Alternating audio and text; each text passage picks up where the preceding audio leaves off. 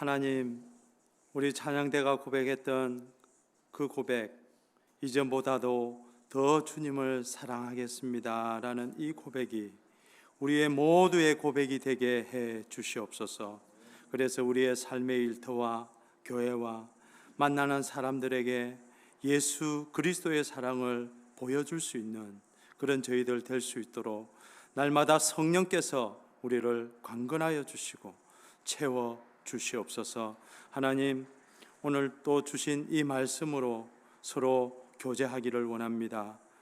전하는 자나 듣는 자나 성령 안에서 한 마음을 주셔서 온전히 하나님만 드러나게 해주시고 이 말씀을 통해서 우리의 삶과 우리의 교회가 또 우리의 모든 일상이 하나님 앞에 온전히 올려드릴 수 있도록 간섭해 주시옵소서.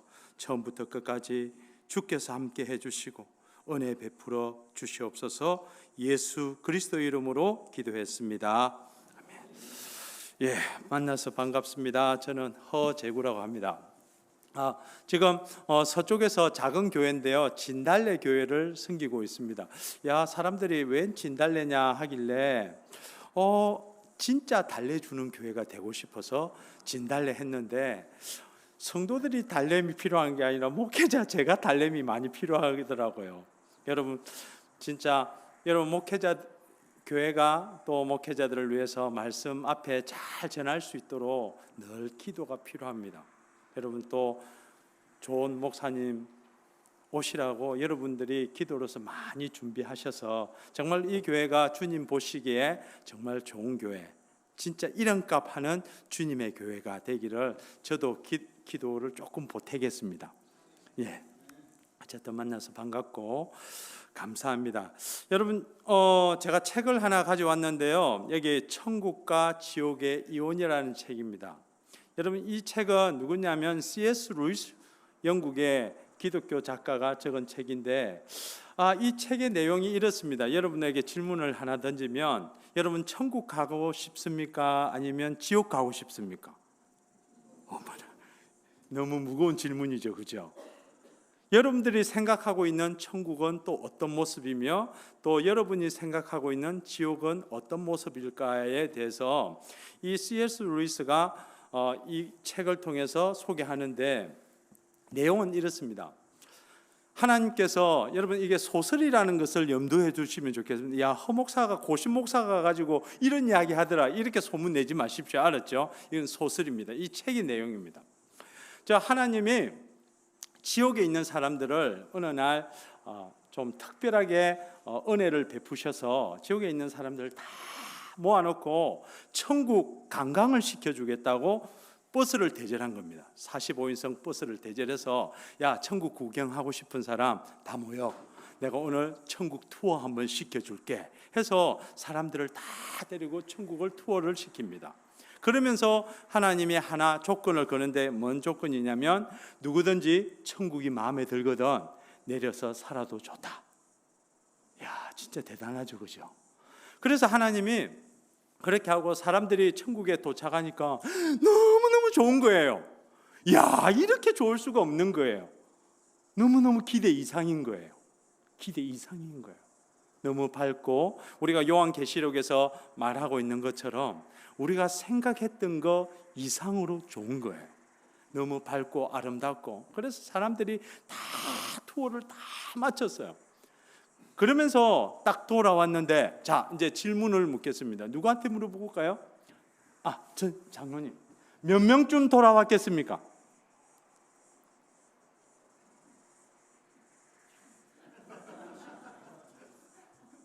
그러면 김 장로님 몇 명쯤 돌아왔겠습니까?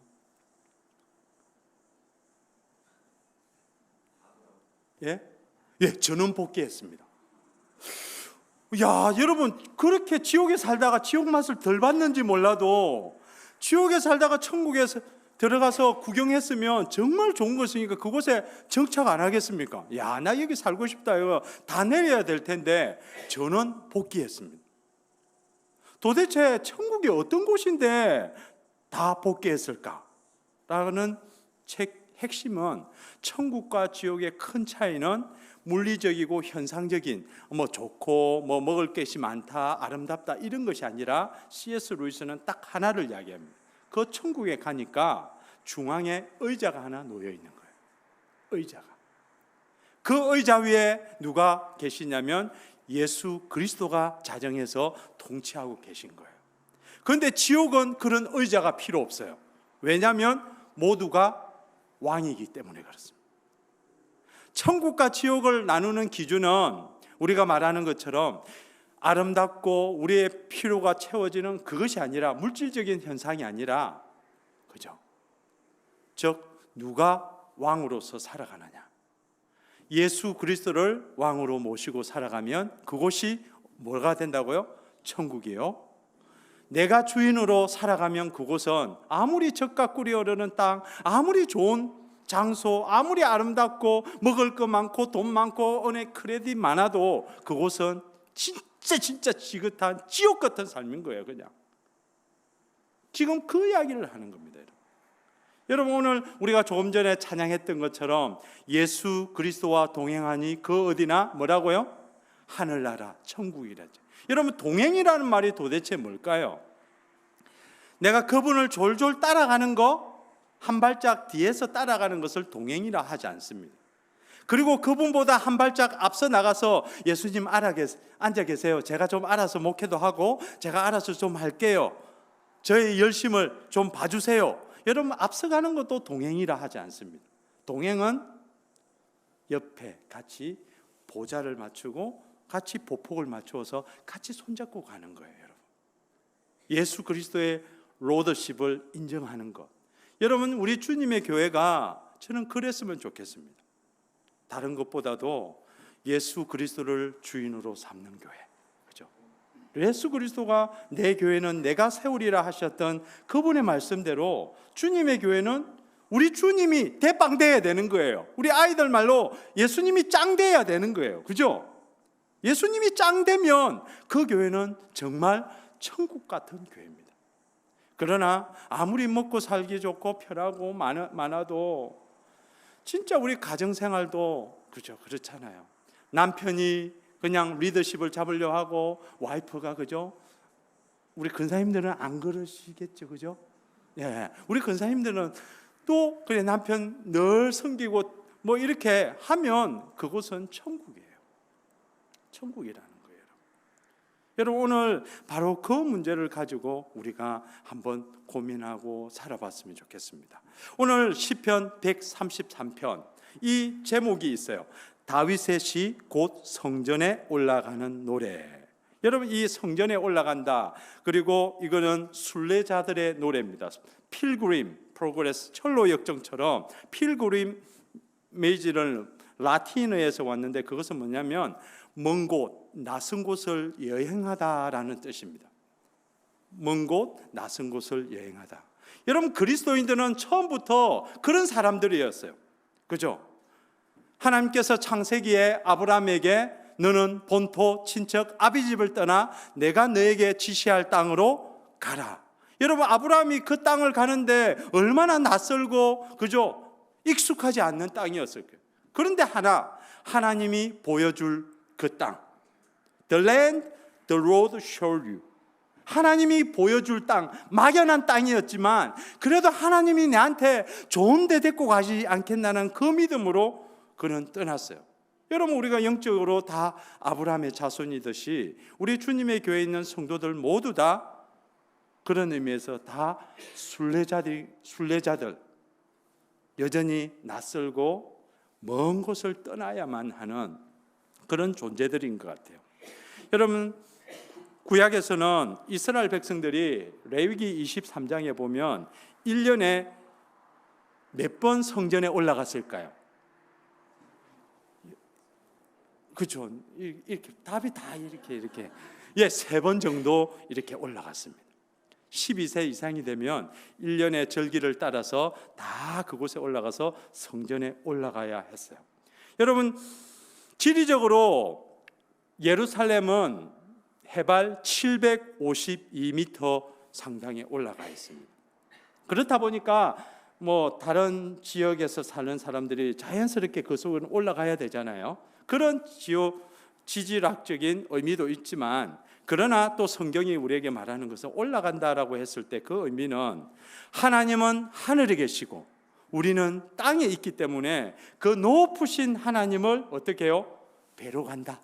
그래, 우리가 올라간다 라는 의미로 우선 받아들이면 좋겠습니다. 여러분, 성전에 올라간다는 의미는 바로 하나님을 예배하러 간다라는 겁니다.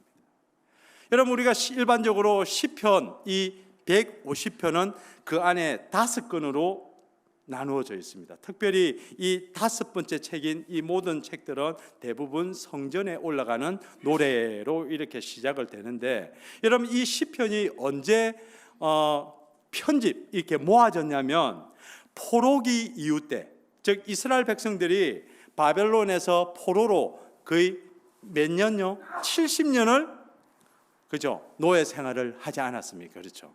페르시아 왕 고레스에 의해서 해방을 받고 고국하기 전까지 그 70년 동안 예루살렘 땅은 비워져 있었습니다. 여러분, 갔다 오니까 상황이 어때요? 야, 하나님이 우리를 위롭게 하셔서 용서해 주셔서 고국에 돌아왔지만 돌아와 보니까 이게 엉망인 거예요. 여러분, 근사님들 그래도 아직까지 한국 갔다 오시면 지방 죄송합니다, 꼬라지가 어떻습니까? 조금 그렇죠? 여자들은 남자가 꼭 필요하죠, 그죠? 제가 늘 듣는 소리거든요. 그래요, 여러분, 그죠? 집안이 엉망인 거예요. 이스라엘 백성이 하나님의 구원의 소식으로 돌아왔지만 지금 막상 고향에 돌아와 보니까 엉망인 거예요. 이방인이 살지 않나, 그리고 상하수도 시설이 여러분 70년 동안 비어놨어요. 들짐승이며부터 시작해서 이 막막한 거예요. 그러니까 현실이 힘들다 보니까 어때요? 가진 자는 오히려 더 근력을 가지고 이자율을 높이기도 하고, 그래서 또 바벨론에서 포로 생활에 풀려났지만 다시 돌아오니까 또 여전히 경제적인 연약한 자로 빠질 수밖에 없는 그런 참담한 현실에 빠지게 된 거예요. 여러분, 그런 상황에서 이스라엘 백성이 찾았던 것이 바로 시편이었어요. 도대체 이 어려움을 어떻게 극복할 수 있을까? 어떻게 먹고 사는 문제 극복할 수 있을까? 어떻게 우리의 정체성을 다시 회복할 수 있을까? 그 답은 다른 것이 아니었어요. 어디요? 하나님께 다시 예배를 회복하는 것이었어요. 여러분, 시편 이 150편은 이스라엘 백성들에게 하나님 앞에 예배하는 것이 무엇인지에 대해서 다시 생각하게 하는 거예요. 우리가 삶의 문제, 그렇죠? 요즘에 여러분 하루가 자고 나면 금리가 거의 7.5%, 6% 벅벅 올라가요. 그냥 조금 목돈 있어가지고 집 한 채 그냥 사가지고 80만 불 모기지 냈는데 2, 3년 전에는 그냥 카바가 됐는데 지금은 3배, 4배가 올라서 이거를 팔아야 되나 말아야 되나, 아이고야 하면서 하면서 가슴 치는 게 우리의 모습. 물가도 올랐죠. 기름값은 오르지요. 교통은 더 막혀가지고, 그죠? 시티 카운슬에서 컨제스트 피를 내니 많이 샀죠. 그러니까 이게 정말 옛날만큼 사는 것이 그렇게 쉽지가 않아요. 여러분, 이런 상황에서 우리가 어떻게 해결해 갈 수 있을까요? 남들보다 더 지혜롭게 잠자지 않고 고민하고 열심히 일하지만, 여러분, 시편 127편이 뭐라고 우리에게 이야기합니까? 여호와께서 집을 세우지 아니하시면 세우는 자의 수고가 뭐라고요? 헛되고, 우리가 아무리 우리 삶의 안전을 위해서 추구하고 성을 싣고 내 세큐리티를 보장하더라도 여호와께서 성을 지키지 아니하시면 파수꾼의 깨어 있음도 헛사로다. 여러분, 우리가 결국은 인식해야 될 게, 야, 내가 열심히 이 문제를 해결한다고 발부둥 쳐도 여호와께서 우리 삶에 도와주지 아니하시면 이 문제를 해결할 수 없다는 것. 여러분, 이스라엘 백성이 찾았던 게 바로 그것이었습니다. 우리끼리 서로 잘해보자, 이게 다가 아니었어요. 그들이 찾았던 답은 바로 오늘 시편이었어요. 133편 여호와께 다시 예배를 회복하는 것. 도대체 하나님 앞에 매달리지 않고는 우리 인생에 진짜 답이 없구나. 우리의 답이 없구나. 여러분, 이 교회도 마찬가지일 거라고 생각이 됩니다.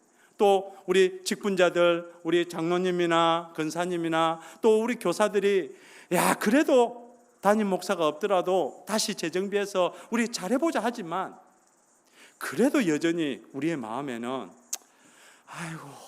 올해 잘 돼야 될 낀데 여러 가지 생각들이 우리 마음속에 일어난다는 거. 여러분, 그때 바로 이 말씀이 필요한 겁니다. 시편 133편. 여러분, 오늘 성경에 보면 이렇게 이야기를 합니다. 예루살렘 성전으로 올라가는 것. 여러분, 이스라엘 백성들이 자신의 삶의 현장을 놓아두고 그 예루살렘 성전까지 올라가는 일은 쉽지 않을 겁니다. 그렇죠? 여러분, 먹고 사는 거 바쁜데 여러분 주일날 여러분 가게 문 닫고 여기 노는 거 엄청난 결단 아닙니까, 여러분? 그렇죠? 이스라엘 백성도 마찬가지였습니다. 자신의 삶의 일부분을 멈추어 서서 하나님 앞에 예배 드리는 것이 그 당시에 차가 있었나요? 뭐가 있었나요? 그냥 걸어서 몇 박 며칠을, 일주일이 될 수도 있고 2주가 될 수 있고, 그 가는 길은 여러분 강도나 여러 가지 어려움들을 보장받을 수 없는, 정말로 하나님 앞에 예배하기 위해서 목숨을 걸고 그들은 나아간지도 모릅니다. 여러분, 왜 그래야만 했을까요? 그렇게 위험한 일을 왜 해야만 했을까요? 여러분, 제가 핸드폰 요즘에 없으신 분이 없을 거죠, 그죠? 여러분, 핸드폰을 오늘 낮에 사용하기 위해서 제가 어젯밤에 뭘 했을까요? 네, 충전. 맞습니다. 그렇게 간단한 걸, 그죠? 어떨 때는 충전을 깜빡해서 여러분 전화를 못 받을 때가 있잖아요. 여러분, 이 핸드폰을 잘 사용하려면 충전의 시간이 필요합니다. 여러분, 예배는 우리의 삶을 브레이크하고 난 다음에 멈추어 서서 충전을 받는 시간입니다. 여러분, 하나님 앞에 예배하는 것을 아까워하시면 안 됩니다. 어떤 분이 이러더라고요. 요새 너무 바빠가지고 차에 기름 넣을 시간이 없네. 여러분, 이런 사람을 보고 진짜 바쁘다라고 이야기할까요? 준비성이 없는 겁니다. 아무리 바빠도 여러분 기름에 주유해야 되지 않습니까? 여러분? 그렇죠? 여러분, 예배는 우리 삶에 충전하는 겁니다.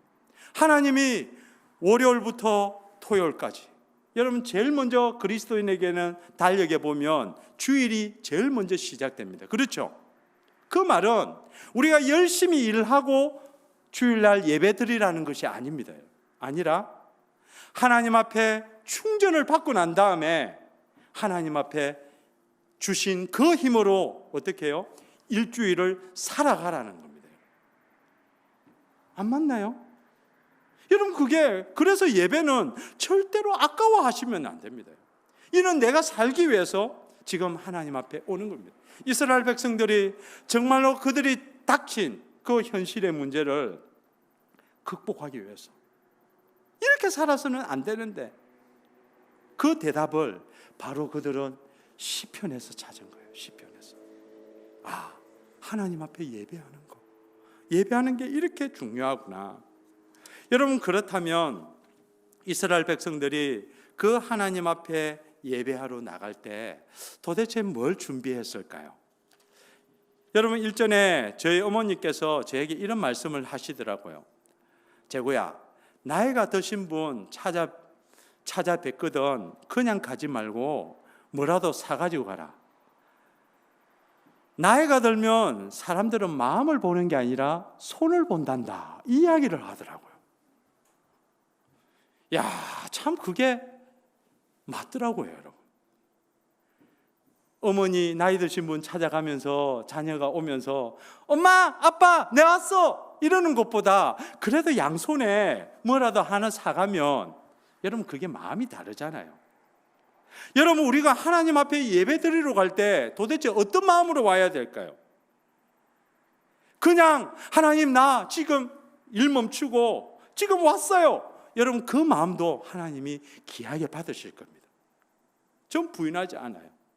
그러나 오늘 시편 기자는 그래도 하나님 앞에 예배드리러 놓을 때 뭔가 준비해야 할 게 있다라고 이야기를 합니다. 준비. 여러분 우리가 하나님 앞에 예배드리는 것이 극장에 영화 보는 거 아니거든요. 연극을 보러 온 건 아니거든요. 야 오늘 저 호목사가 온다는데 여러분 저 보러 오신 분 아니죠? 왜 없네요. 맞네요. 여러분 잘 오시는 겁니다. 오늘 저 보러 왔다고 저도 그렇게 생각 안 했습니다, 여러분. 어쨌든 하나님 앞에 진짜 여러분 나올 때 그냥 나오는 건 아니듯이 마음만 가지고 나오지 않습니다, 여러분. 마음과 더불어서 뭔가 우리가 준비해야 할 것이 있다라고 오늘 시편은 우리에게 이야기를 합니다. 여러분 오늘 우리 마태복음 5장 23절 24절 제가 읽어드리겠습니다. 예수님께서 예물을 제단에 드리다가 거기서 내 형제들에게 원망을 받을 만한 일이 생각나거든. 그러므로 예물을 제단 앞에 두고 먼저 가서 형제와 화목하고 그 후에 와서 예물을 드리라. 여러분 하나님 앞에 예배드리면 오로지 우리가 생각해야 될 거 그분 아닐까요? 그분에게만 집중해야 되지 않을까요? 그런데 오늘 예수님은 뭐라고 하시냐면 야 하나님 앞에 예배를 드리러 오다가도 옆에 형제들과 뭐 그냥 흔히 말해서 부부 남편하고 그냥 조금 그러면 그거 해결하고 온다. 그거 화해하고 온다라고 이야기를 해요. 여러분 예수님의 핵심은 하나님이 아니셨어요. 누구요? 옆에 있는 지체에 대한 시각을 가지게 옆에 있는 사람 보라라고 이야기를 하는 거예요. 오늘 여러분 시편 133편 1절 제가 읽어드릴게요. 보라 형제가 연합하여 동감이 어찌 그리 선하고 아름다운고. 여러분 하나님 앞에 예배를 드리는 가장 먼저 그 1절에 뭐라고 하냐면 보시오 여러분들 보시오 하면서 형제가 연합하여 동거하는 것이 어찌 그리 선하고 아름다운가 하면서 즉 시편 기자는 하나님에 대한 이야기가 아니라 누구에 대한 이야기를 하냐면 사람들에 대한 얘기를 하고 있어요. 여러분 우리가 생각하는 영적이고 하나님적이고 예배를 신령한 예배는 뭔지 모르게 좀 고상한 것 같은 인간미 넘치고 땀내 나는 그런 이야기보다 뭔가 좀 다른 것 같은데 지금 예수님이나 시편 기자는 우리에게 사람 살아가는 이야기를 하고 있습니다. 도대체 여러분 이게 왜 그럴까요? 여러분 도대체 신앙이라는 게 도대체 뭘까요? 여러분 기독교 역사에 451년에 칼세돈 회의가 있었습니다. 그 회의에서 최초로 기독교회가 공인한 교리가 하나 있습니다. Jesus is the Son of God as the Son of Man 이라는 단어입니다. 즉 예수 그리스도는 가장 완벽한 하나님이요 가장 완벽한 사람이다라는 이 교리를 451년 칼세돈 회의에서 확정을 했습니다. 이 말은 예수님은 동정녀 마리아에게서 태어났으며 서로 혼합할 수도 없고 변하지 않으며 나눌 수도 없고 분리될 수도 없는 두 본성을 가지신 것으로 각 본성의 성질은 그대로 존재하며 한 인격 안에 연합되어 있다라는 구절입니다. 여러분 제가 왜 이야기를 하냐면 우리가 신앙생활을 하다 보면 뭔가 하나 모르게 치우칠 때가 있습니다. 예수 그리스도를 바라보면서 그분은 하나님이다라는 관점만 받아보면 우리는 그분을 하늘만 쳐다보지 않겠습니까? 뭔가 모르게. 그리고 어떤 사람은 그래서 교회 일을 하더라도 신앙생활을 하더라도 신비적이고 좀 초월적이고 우리의 모르게 기적적인 일들을 계속해서 추구만 해요. 그게 신앙인 것처럼 그러나 어떤 사람은 또 반대로 예수 그리스도의 그 인성, 예수 그리스도의 공감, 예수 그리스도의 육신으로 오신 것들을 너무 강조하다 보니까 사람들과는 잘 지내는데 기도하는 자리는 빠지기도 하고, 그냥 뭐 이렇게 교제하는 거는 참 잘하면서도 성경을 배운다든지 예배를 드린다든지 이런 거는 왠지 조금 멀리하는 거. 여러분, 기독교는 언제나 필요한 것은 신앙은 균형입니다. 즉 예수 그리스도의 인성과 신성에 대한 균형. 여러분, 우리는 끊임없이 예수가 온전한 하나님이라는 이 사실을 인식해야 합니다. 그리고 그분은 온전한 사람이다라는 것. 여러분, 이 두 사이에서 끊임없이 우리는 균형을 맞춰야 돼요. 너무 한쪽에도 치우쳐서도 안 돼요. 여러분, 사실 우리 대학생들 어사이먼트를 잘하고 시험 잘 치려면 뭐 해야 됩니까? 새벽기도 연락에 해가서 응답받으면 여러분 점수가 잘 나오나요? 아니죠. 그러시네. 아니에요. 그리고 기도 하나도 안 하면 됩니까? 기도해야죠, 당연히. 그렇지만 또 열심히 공부해야 되는 거 아닙니까, 여러분? 이 이야기가 어디에서도 나오냐면 바로 이스라엘 백성을 출애굽 사건에서도 나타납니다.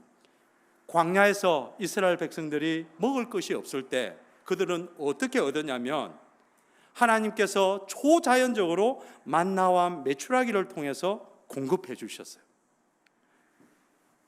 이제 출애굽이 끝나고 이스라엘 백성들이 요단강을 건너서 약속의 땅에 들어갔을 때 여전히 어떤 사람들은 하늘을 쳐다보기 시작했어요. 그러자 그 땅에서 그들이 아무것도 얻지 못했다고 여호수아에서 이야기합니다. 왜요? 그곳에서는 하늘이 아니라 노동을 통해서 얻을 수 있었기 때문에 그렇습니다. 여러분, 신앙이라는 것은 이 두 개가 동시에 필요해요. 여전히 우리의 삶에도 하나님이 은혜를 주셔야 해결되는 것이 있어요. 여전히 우리의 삶에도 하나님만이 아니라 우리가 열심히 해야만 얻어지는 것이 있어요. 이것은 분리할 수 있는 것이 아니라 언제나 같아요. 언제나 균형을 이루어야 한다고 오늘 시편 기자가 우리에게 이야기를 하는 겁니다. 오늘 시편 기자는 제가 이 말씀은 무조건 사람들만 생각해라, 하나님 절대 생각하지 마라 라는 이야기가 아니라 우리의 삶에 뭘 하자고요? 균형을 맞추자는 겁니다. 예배를 드리러 오면 하나님만 쳐다보면서 하나님만 하는 우리의 삶에 이것만이 전부가 아니라 내가 이쪽 옆에 분을, 옆에 형제와 지체를 바라봐야 할 것이 있겠다라고 생각하면서 우리 자신을 균형을 맞추는 거예요. 저는 오늘 여러분 잊어버리지 말았으면 좋은 한마디는 균형입니다. 신앙은 균형이에요.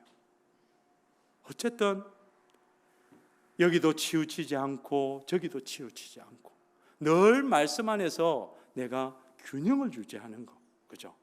어린아이가 그러죠. 엄마 안 보고 아빠 안 보고, 엄마 안 보고 아빠 안 보고. 여러분, 그거예요. 바로 그렇게 우리의 눈을 거기에 맞췄으면 좋겠습니다. 여러분, 오늘 시편 기자가 형제가 서로 연합하여 동거하는 것이 어찌 그리 선하고 아름다운가라고 했을 때, 여러분, 여기서 형제라고 하는 것은 일반적으로 뭐냐면 하나님의 언약 백성을 이야기합니다. 구약적인 면에서 하나님의 언약 백성. 지금 신약에서는 예수 그리스도의 죽으심을 통해서 우리가 믿음으로 새 백성이 되었잖아요. 그렇죠? 하나님의 새 백성이 되었습니다. 세례를 받고 그리고 그분의 성찬에 참여함으로써 우리는 그분의 언약 백성이 되었습니다. 여러분, 아직도 우리가 그것이 되는 데는 바로 예수 그리스도의 공로밖에 없습니다. 하나님의 전적인 은혜, 하나님의 그냥 무한하신 그 은혜만이 사실은 그분이 백성이 되는 것으로 설명할 수밖에 없습니다. 우리가 태어나는 것, 그게 우리의 노력으로 되나요? 우리가 부모와 자녀와의 관계가 사람으로 되지 않잖아요. 하나님이 정해 주신 것이었듯이 주의 백성은 오로지 은혜가 됩니다. 그 언약의 백성들을 어떻게 해요? 두 번째 뭐라고 합니까? 연합한다라고 됐죠. 이 연합한다라는 이 단어가 구약에 어디서 나오냐면 남자가 부모를 떠나 여자와 연합하여 하나 될 때, 이 에하드라는 히브리어 단어입니다. 이 단어의 뜻은 뭐냐면 온전히 하나가 된다라는 뜻인데, 이것을 이해하는 방법은 바로 트라이앵글입니다. 트라이앵글. 삼각형을 보면 남자와 여자가 좌편에 있어요.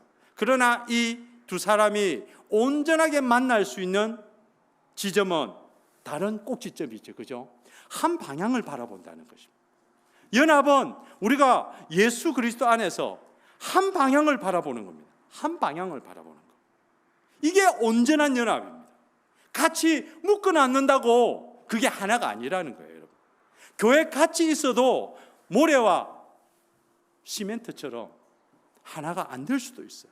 그러나 거기에 물이 들어가면 하나가 되듯이, 여러분, 이 지점에서 제가 청년들에게 말하고 싶은 게 있어요.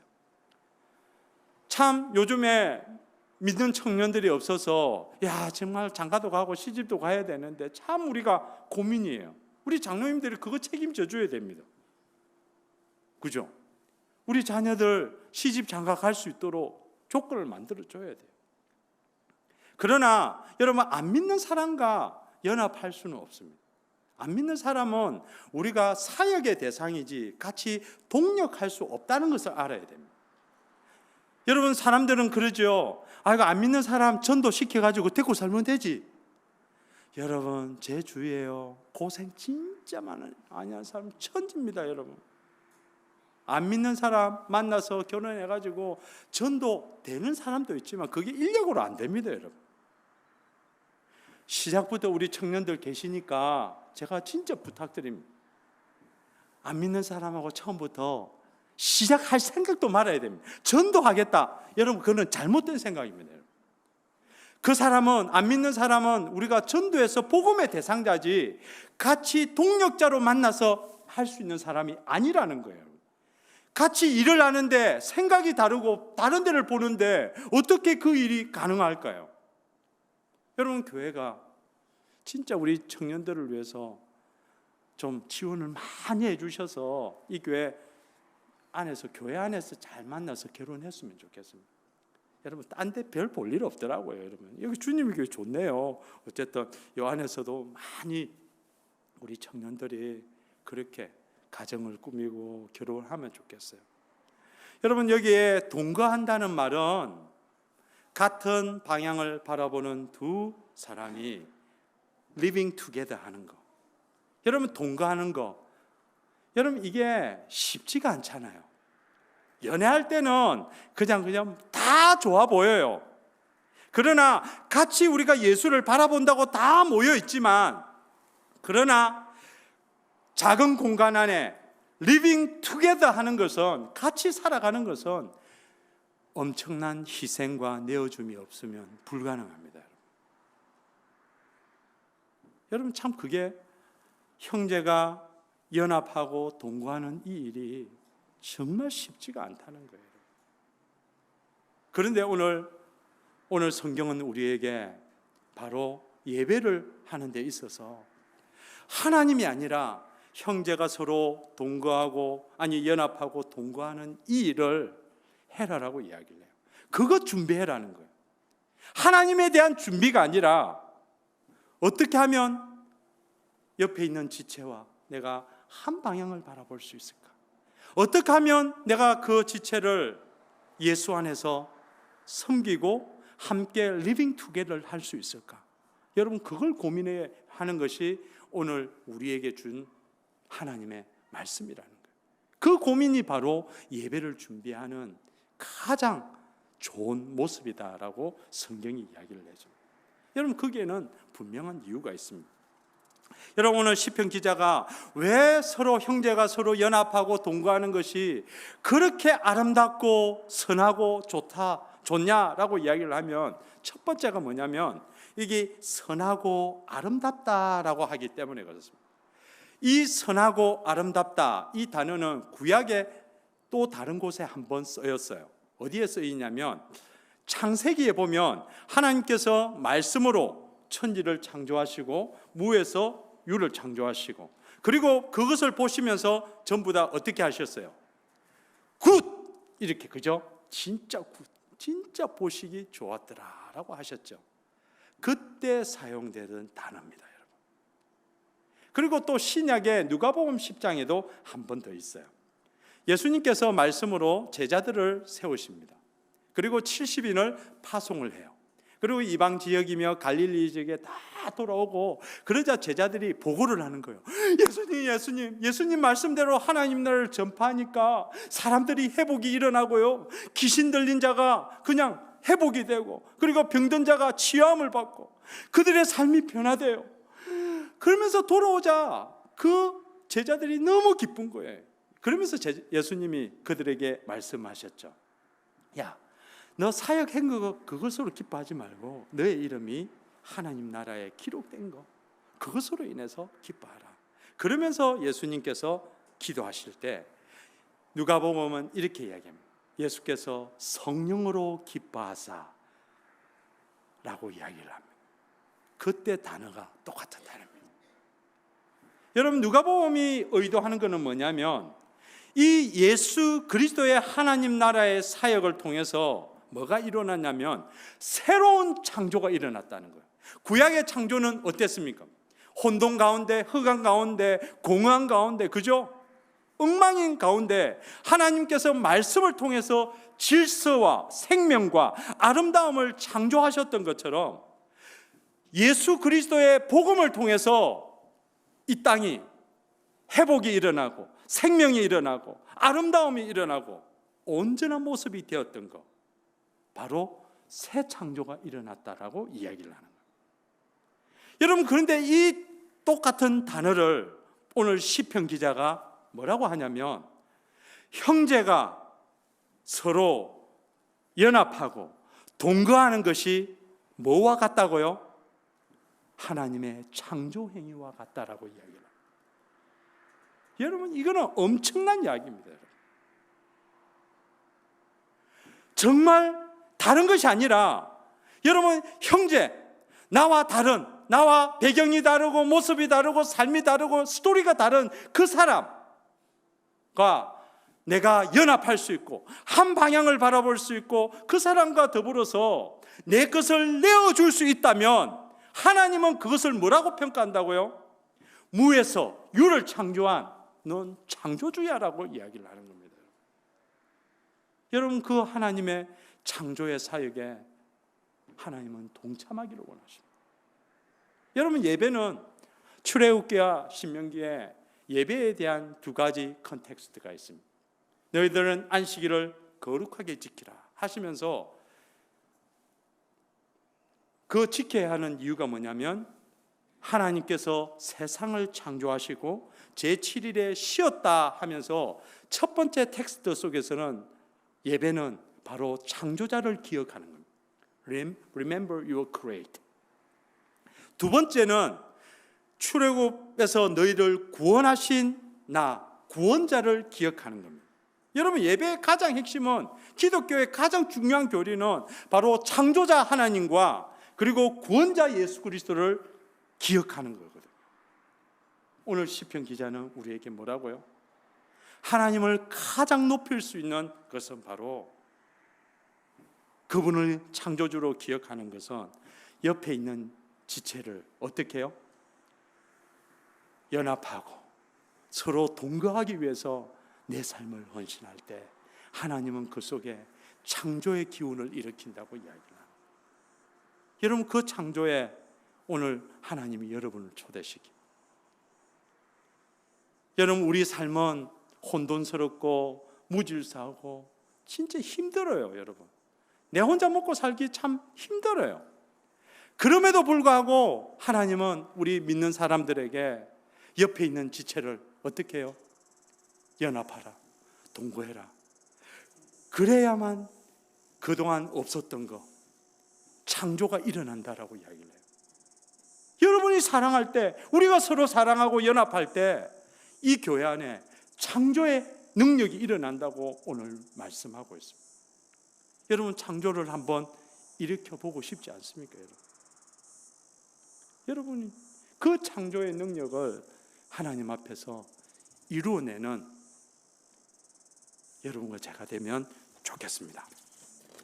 여러분, 또 두 번째 2절에 이렇게 같이 한번 읽어볼까요? 시작. 머리에 있는 보배로운 기름이 수염 곧 아론의 수염에 흘러서 그의 옷깃까지 내림 같고.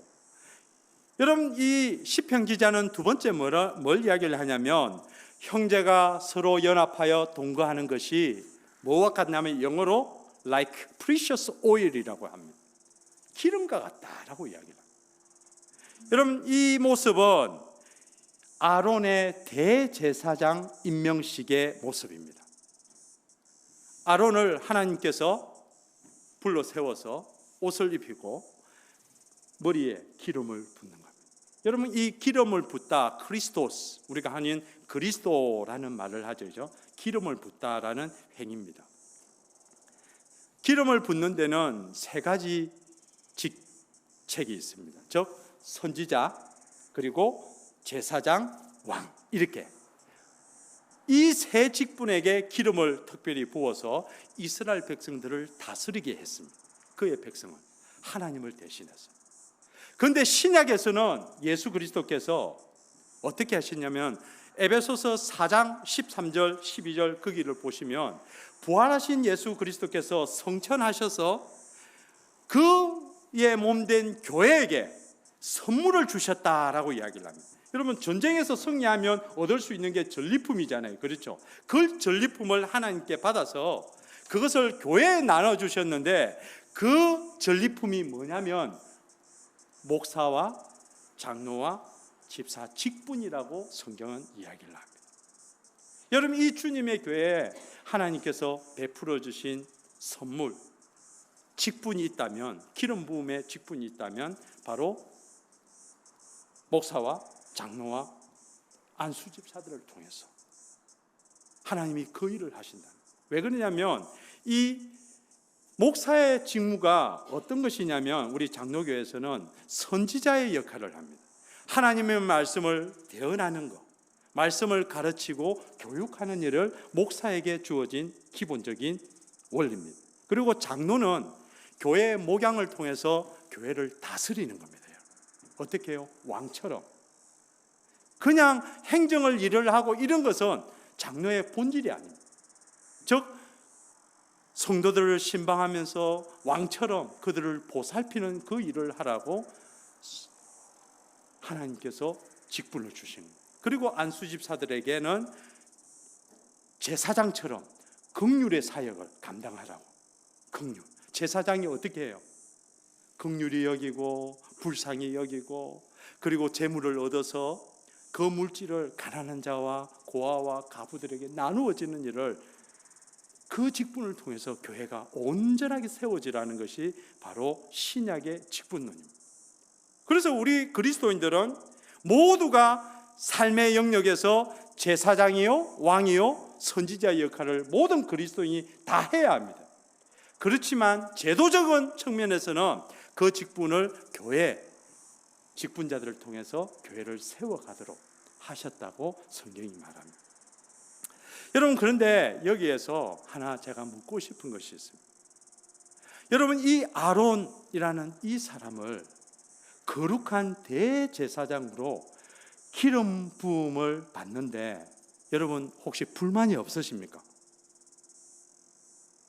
여러분 불만이 없으시면 여러분 불만을 좀 하시도록 제가 이야기를 하나 할게요.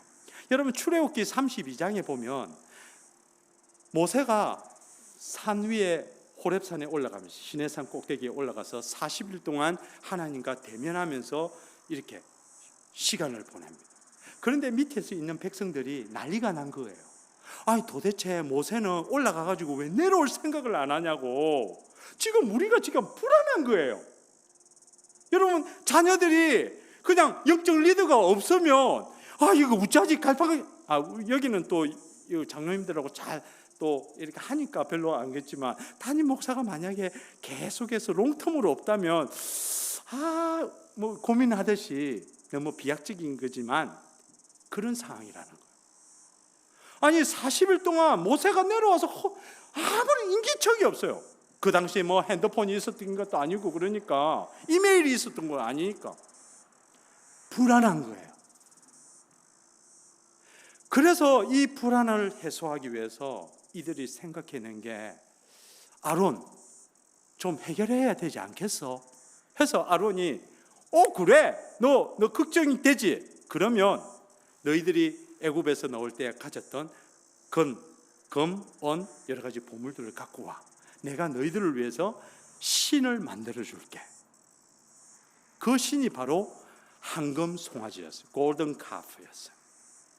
그러면서 아론이 보라, 너희들을 인도하여 낸 신이로다 라고 이야기해요. 이 난리 난 거예요. 하나님이 그거 보고 밑에서.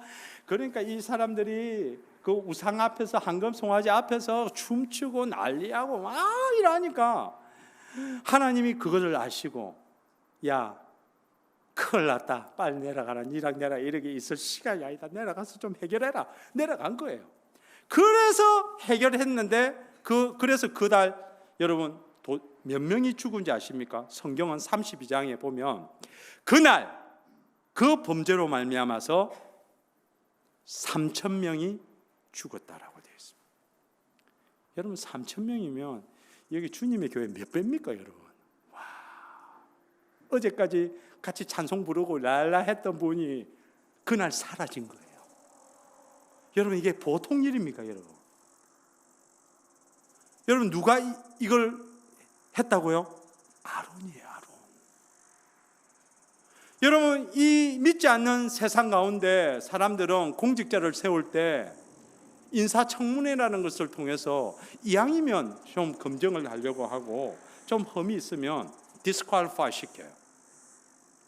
도대체 하나님은 어찌, 죄송합니다만 있다고 인간을, 그죠? 어떻게 이런 인간을, 그것도 대제사장으로 세울 수 있겠습니까, 여러분? 여러분도 분명하게 어떤 기준이 있을 거라 생각이 되어집니다. 우리가 모시고 싶은 목사님의 어떤 기준. 그런데 거기에 이런 정가가 있는 정도라면 쉽지 않을 겁니다, 여러분. 여러분 저는 정가 없어요. 네. 여러분 쉽지 않지 않겠습니까, 여러분? 어떻게 이런 사람을, 여러분 우리가 교회 안에서 보면 형제와 연합하여 동거한다는 것이 어떨 때는 쉽지가 않습니다. 우리가 내 코드가 맞는 사람에게는 그러지 하면서 같이 밥 먹고 같이 지낼 수 있지만, 내랑 생각이 다르고 바라보는 것이 다르고 뭔가 조금 찝찝하다 그러면 연합하는 거 조금 그래요, 여러분. 그런데 오늘 시편 기자는 우리에게 이 아론의 모습을 통해서 거룩하게 하는 거다라고 이야기해요. 정말 자격이 되지 않지만, 정말 나랑 함께 할 수 없고 연합할 수 없는 그런 부류의 사람일지라도 하나님은 어떻게 해요? 기름 부음을 통하여 거룩하게 하신다라고 이야기를 해요. 형제와 연합하여 동거하는 것이 뭐와 같다고요? 거룩하게 하는 거다라는 거 이야기를 해요. 여러분 왜 아론과 같은 사람을 대제사장으로 세우셨을까요? 거기에는 하나님의 특별한 섭리가 있습니다. 여러분 대제사장의 직무는 사람을 향해서 연민의 정이 있어야 되고요, 불쌍히 여기는 마음이 있어야 되고요, 공감하는 마음이 있어야 됩니다. 그 사람을 아파할 수 있는 마음, 그죠? 우리가 이전에 우리 주님의 교회가 표로 내걸었던 것처럼 뭐였죠? 함께 절구하고 함께 우는 거. 여러분 그런 마음이 있어야 됩니다. 그죠? 그래야 그들을 공감하고 보듬을 거 아닙니까, 여러분? 여러분 대제사장으로 아론이 죄를 지은 백성들이 나와할 때 어떻게 했겠습니까? 이 자식, 야, 너 또 죄지었냐? 여러분 그러지 못했을 거예요. 아론은 3,000명이나 자기 때문에. 여러분 연약한 자를 공감하고 수용할 수 있잖아요. 그냥 잣대를 대서 너 안 돼, 내 기준에 이르지 않았어, 그렇게 판단하지 않았을 거예요. 아론은 수없이 많은 죄를 가지고 각양각색의 죄를 가지고 오는 그 사람을 공감하거든. 왜냐하면 자기가 죄를 지었던 죄인이거든. 자기가 하나님 앞에 용서받았던 죄인의 모습이거든. 여러분 우리는 우리 눈에 있는 들보는 보지 못하고 남에 있는 작은 것 하나 보잖아요. 우리가 큰 은혜를 받았는데도 때로는 잊어버릴 때가 참 많습니다. 성경이, 그죠? 우리가 10만 달란트, 100만 달란트 받았는데 내한테 조금 빚진 사람 그냥 목 잡고 흔들잖아요. 그게 우리의 모습이거든. 여러분 사실은 우리가 누군지를 알면 알수록 우리가 다른 사람을 섬길 수 있어요. 어찌 보면 이거는 강요에 의해서가 되는 게 아닌 것 같아요. 은혜의 깊이만큼 남들을 섬길 수 있는 것 같아요. 해라 한다고 할 사람 아무도 없잖아요. 내가 하나님 앞에 죄인인 것을 철저하게 알았던 아론은 죄를 가지고 오는 백성들을 위해서 공감하며 그 죄를 지고 주님 앞에 나갔을 거예요. 여러분 이게 제사장의 직무였다는 거예요. 여러분 거룩이라는 말은 우리가 일반적으로 구별되고 디바이드하는, 분리되다라는 뜻도 있지만 더 중요한 뜻은 뭐냐면 하나님의 성품에 참여하는 겁니다. 여러분 어떤 사람은 동일한 콘크리트를 가지고 어떤 사람은 make wall 할 수 있고 어떤 사람은 make bridge 할 수 있어요. 똑같은 재료인데도. 그렇죠? 여러분 거룩은 담을 쌓는 게 아닙니다. 나는 너와 달라 라인을 끊는 것이 아니라 브릿지를 만드는 겁니다. 그 브릿지를 만드는. 여러분 우리가 정말 하나님 앞에서 살아가는 인생이라면 브릿지를 만드는 인생이 되어야죠. 피스메이커가 돼요. 마태복음에 그러잖아요. 하평케 하는 자는 복이 있나니 저희가 하나님의 아들이라 일컬음을 받을 것이요. 여러분 이 시대 지금 이 교회에서 필요한 것은 여러분 피스메이커입니다. 생각이 다르 라인을 브릿지를 끊는 사람이 아니라 한데 모을 수 있는 예수 그리스도처럼 reconcile 화해할 수 있고 피스메이커를 만들어서 덕을 세울 수 있는 사람이 필요해요. 여러분 그것을 성경은 뭐라고 한다고 오늘요? 그게 바로 거룩이라고 이야기를 해요. 어떤 모습으로, 외형적인 모습으로 달리 살아가는 게 거룩이 아니라 진짜 평화를 위해서 살아가는 사람, 브릿지를 만드는 사람을 향해서 진짜 우리가 거룩한 사람이라고 이야기를 해요. 그게 거룩이에요. 여러분. 오늘 시편은 우리에게 머리에 있는 보배로운 기름이 수염 곧 아론의 수염에 흘러서 그 옷깃까지 내림 같다라고 하면서 형제와 연합하여 동거하는 이 일이 정말 하나님이 기뻐하는 거룩한 일이라는 거. 그분 앞에 거룩한 모습으로 나가려면 다른 거 필요 없대요. 오늘 그냥 옆에 있는 사람이랑 잘 지내자는 거예요. 사이좋게 지내자는 거예요. 그게 하나님이 우리에게 기대하는 뭐라고요? 거룩이다 라고 그렇게 이해하시면 좋겠습니다. 여러분 세 번째 우리 3절 또 한번 상반절까지입니다. 시작. 헐몬의 이슬이 시온의 산들에 내림 같도다. 여러분 이 헐몬의 이슬이 시온의 산들에 내림 같도다. 이슬. 여러분 시편 기자가 형제가 서로 연합하여 동거하는 이 모습이 이슬과 같다라고 이야기를 합니다. 여러분 이스라엘 기후 그죠? 아주 건조하고 물이 없는 사막 기후예요. 그래서 성경에서 말하는 젖과 꿀이 흐르는 땅은 카버넌트 랜드라고 이야기를 합니다. 원래 이스라엘 그 초승달 모양의 그게 아주 기름진 땅이 아니라 언약적인 조건에 의해서 만들어집니다. 왜냐하면 사막을 생각해 보시면 좋습니다. 여러분, 그 땅에 우유가 많은 그런 땅이 되려면 딱 필요하죠. 그는 소들이 젖을 많이 내면 돼요. 맞죠? 그리고 꿀이 많으려면 어떻게 하면 됩니까? 벌들이 많아서 꽃이 많으면 돼요. 그런데 사막에서 그게 어떻게 풀이 많고 꽃이 많을까요? 단 하나밖에 없습니다. 비. 그래서 하나님은 아까 우리 목사님 기도하실 때처럼 우리가 하나님의 언약을 잘 지키면 그분이 우리에게 주시는 축복의 상징으로 이른 비와 늦은 비를 제때 주시는 거예요. 그리고 그걸 통해서 이스라엘은 풍성한 젖과 꿀이 흐르는 땅이 되는. 그러나 하나님의 언약을 저버릴 때 그 땅은 기근이 오는 거예요. 그래서 그 땅이 황무하게 되는 겁니다. 원래부터 좋고 그런 것이 아니에요. 우리가 하나님 앞에 어떻게 언약적으로 신실함을 가지고 살아가느냐에 따라서 우리의 삶이 달라진다고 이야기를 합니다. 여러분, 이스라엘에게 있어서 오늘 이 헐몬의 이슬이 그들에게 펼쳐질 때 이것 자체는 바로 생명이었습니다. 여러분, 사막의 건조한 그 지역에 물이라는 것은 얼마나 귀중합니까? 그렇죠? 그 물 때문에 사는 거예요, 여러분. 그런데 이 형제와 연합하여 동거하는 이 모습이 성경은 뭐라고 하냐면 생명이다라고 이야기를 하는 겁니다. 물과 같다라는 거예요. 사막 지역에 물과 같은 거라고 이야기를 하는 겁니다.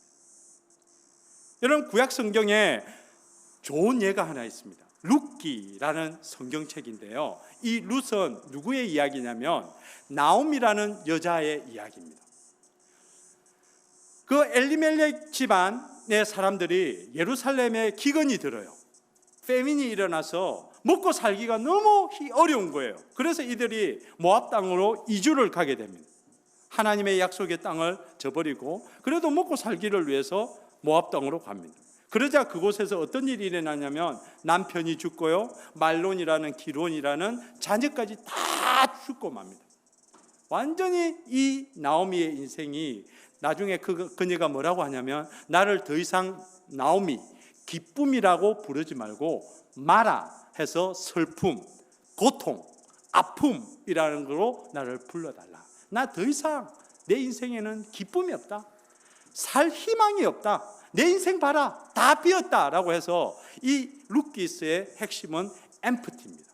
텅 비어 있는 인생. 삶이 공허한 거예요.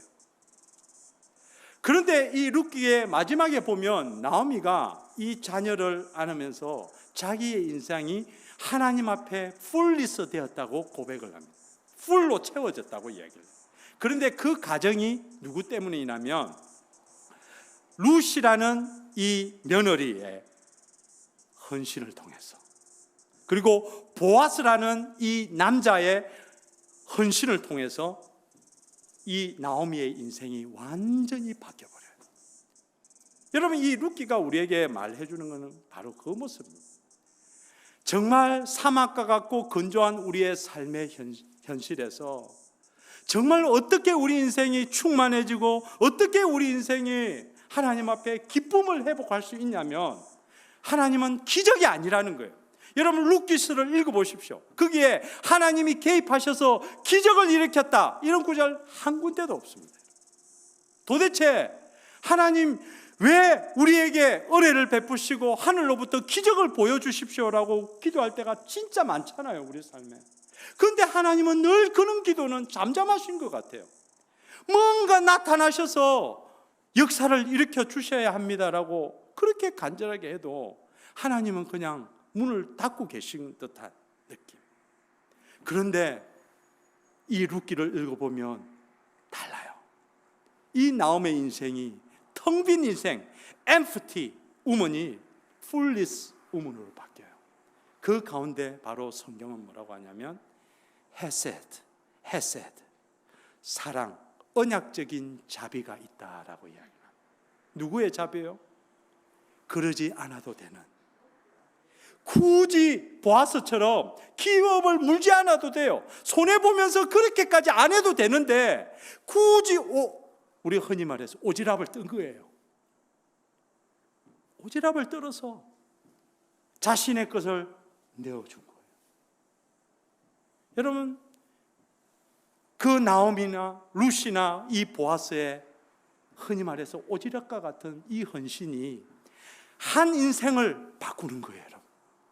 이 모습이 바로 이스라엘의 모습을 바로 보여줍니다.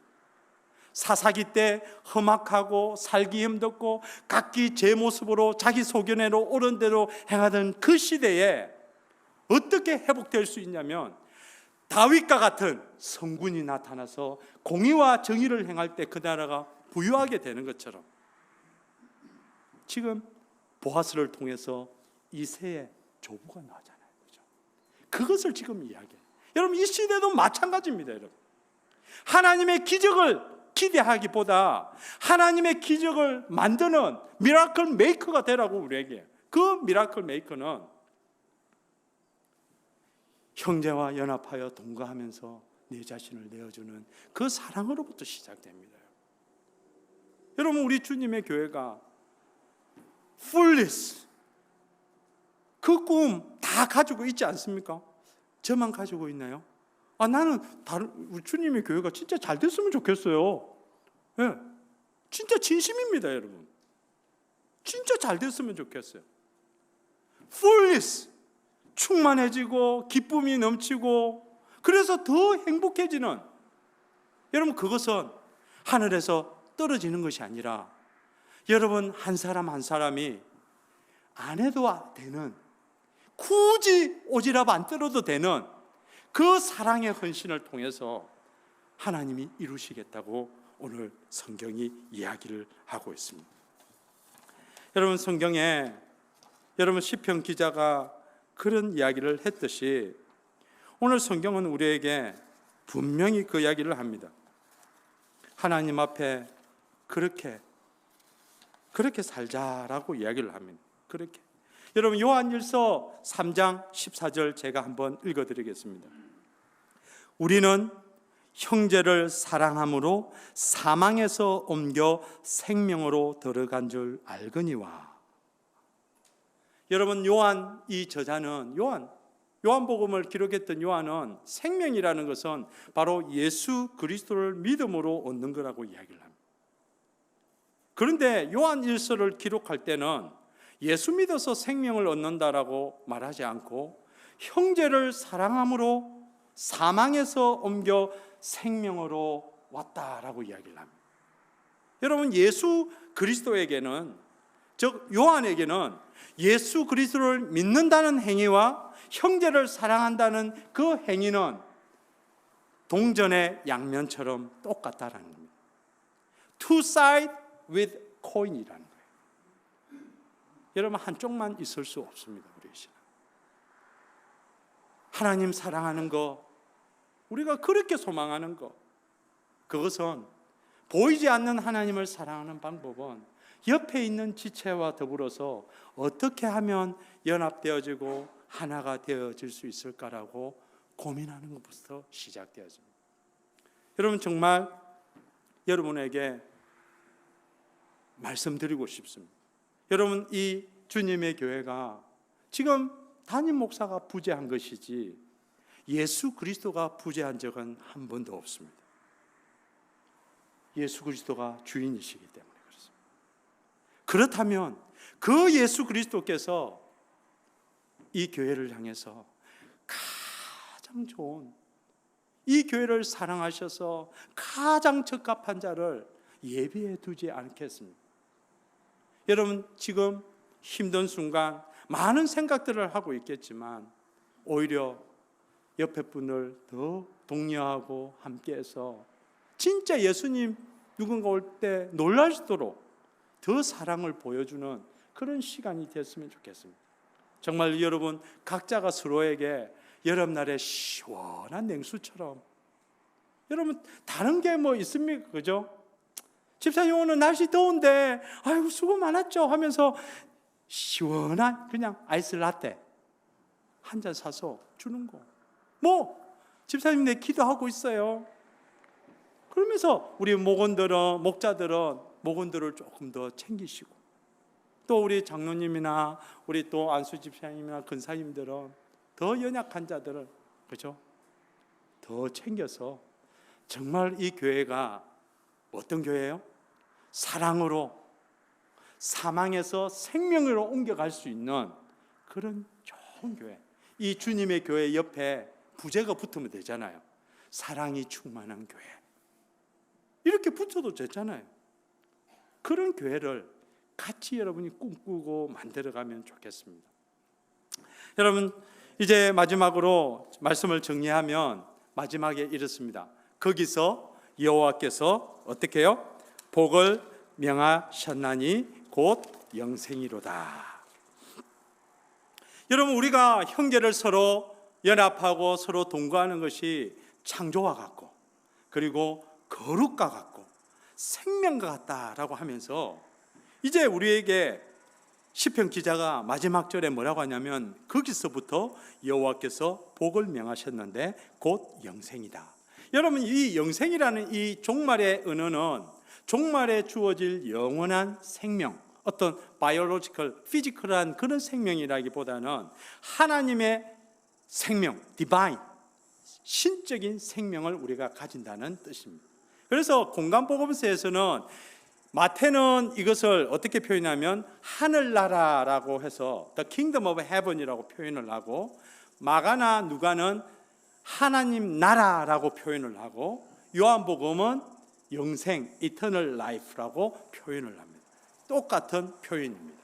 그러나 다른 의미 속에서 조금 표현을 하기도 하는데, 여러분 생각하기에 거기서 여호와께서 복을 명하셨는데 도대체 거기가 어딜까요? 거기가 어딘 것 같습니까? 하나님께서 도대체 어디에서 영생을 선포하실까요? 복을 선포하실까요? 여러분, 보통 사람들은, 이스라엘 백성들은 그 당시 예루살렘 성전이야말로 하나님의 복이 선포되는 곳이다라고 생각을 했습니다. 또 구약에도 언약궤만 있으면 우리는 천하무적이요, 블레셋군을 이길 수 있다라고 확신도 했고, 어쨌든 율법만 지키고 있으면 뭔가를 얻을 수 있다라고 생각했던 자들이 참 많습니다. 도대체 거기라는 곳이 어딜까요? 어떤 특정한 장소가 아니라고 생각이 돼요. 오늘 여기 시편 기자는 거기란 어딘 곳이냐면 형제가 서로 연합하고 동거하는 그곳에서 하나님의 뭐가 선포된다고요? 영생이 선포됩니다. 여러분, 이 시편을 가만히 읽어보면 하나님이 제일 끝에 개입하시는 것 같아요. 사람들끼리 우리끼리 잘 지내고 있으니까 그제서야 하나님이 일어나서 그래 바로 그 자리에 내가 함께 하겠어. 두세 사람이 내 이름으로 모여서 함께 사랑을 나누는 그 자리에 나도 함께 하겠어라는 말과 같이 들립니다. 어떤 특별한 장소, 예배당, 어떤 장소가 아니라 정말로 형제들끼리 사랑을 나누는 그 자리에 우리 주님께서 우리가 그렇게 꿈꾸던 영생을, 천국을 이루어 가신다는 거예요. 여러분, 천국은 우리가 가야 할 곳이고 또 와야 할 곳이지만 예수님께서는 우리 가운데 임한 그 천국을 먼저 경험하기를 원하십니다. 그 천국을 하나님은 멀리 숨겨두신 건 아닌 것 같아요. 옆에 있는 지체 가운데 숨겨두신 것 같아요. 여러분, 천국을 찾기 위해서 먼 여행을 떠날 필요가 이제 없는 것 같아요. 시편 기자들이, 이 순례객들이 떠났던 그 여정을 우리는 떠날 필요는 없어요. 어디에요? 옆에 있는 지체에게 한 번 더 사랑을 표현하고 기도해 준다면 하나님께서 그 속에 천국을, 영생을 어떻게 해요? 선언하신다라고 이야기를 합니다. 여러분, 그 천국을 발견하고 싶지 않습니까? 여러분, 각자에게 우리 모두가 하나님 나라를 발견하고 그 안에서 정말로 하나님이 꿈꾸는 교회를 같이 만들어가면 좋겠습니다. 말씀을 정리합니다. C.S. 루이스가 우리에게 말해준 것처럼 천국은 어떤 물질적이고 공간적이고 어떤 somewhere 저 무지개 너머에 있는 어떤 곳이 아니라 예수 그리스도를 주인으로 모시고 그분의 로드십을 인정하는 곳이 천국이라면, 또 시편 기자가 우리에게 말해주는 것처럼 형제를 연합하고 서로 사랑하고 서로 안고 어울리는 그것이 우리 거룩이요, 생명이요, 창조행이요, 그 속에 하나님의 영생이 있다는 사실을 꼭 기억하면서 이 더운 날 서로 함께 천국을 만들어가는 우리 주님의 교회가 되면 좋겠습니다. 기도하겠습니다. 고마우신 주님, 오늘 이 말씀을 통해서 힘들고 어려운 순간에 우리가 붙잡아야 할 말씀이 바로 형제를 사랑하고 그 형제와 연합하여 동거하는 것이라고 오늘 배웠습니다. 하나님, 이 말씀대로 살아갈 수 있도록 힘을 다하여 주시고, 또 예수 그리스도께서 우리에게 보여주신 그 섬김의 모습을 잘 따라서 행할 수 있도록 은혜 주시고 붙잡아 주시옵소서. 특별히 교회 직분자들을 충만케 해 주셔서 오히려 더욱더 연약한 자들을 돌아보게 하시고 잘 섬겨서 하나님이 기뻐하시는 주님의 교회로 잘 세워갈 수 있도록 그들에게 영적인 리더십을 허락하여 주시고 영적인 분별력을 허락해 주셔서 이곳에 있는 모든 하나님의 백성들이 만족함을 얻을 수 있도록 은혜 베풀어 주시옵소서. 하나님, 우리 성도들 기도하고 있는 것처럼 주께서 예배하에 놓으신 좋은 또 목사님을 보내어 주셔서 이 교회가 오클랜드에서 빛과 소금의 역할을 감당하는 기쁨이 충만한 행복한 교회가 될 수 있도록 하나님 은혜 내려주시고 너무 오래 지체하지 않도록 하나님 도와주시옵소서. 지켜주시고 한 사람 한 사람마다 말씀으로 채워주시옵소서. 감사하며 우리 주 예수 그리스도 이름으로 기도했습니다. 아멘. 우리 다 함께